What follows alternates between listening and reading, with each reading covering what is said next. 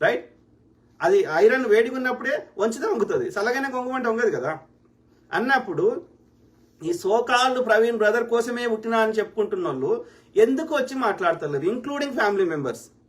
వాళ్ళ brother Anthony Kiran Kumar గారు కావచ్చు, లేకపోతే జెసికా కోమల్ సిస్టర్ గారు కావచ్చు, లేకపోతే వాళ్ళ అమ్మగారు కావచ్చు, ఇంకెవరైనా కావచ్చు, లేకపోతే వాళ్ళ క్లోజ్ ఫ్రెండ్స్ అని చెప్తున్న జార్జ్ గారు కావచ్చు, లేకపోతే ఈ యొక్క వడ్డే నవీన్ గారు కావచ్చు, లేకపోతే సత్యాన్వేష్ అనేటోడైతే వాడికి పచ్చి అబద్ధాలు చెప్తున్నాడు.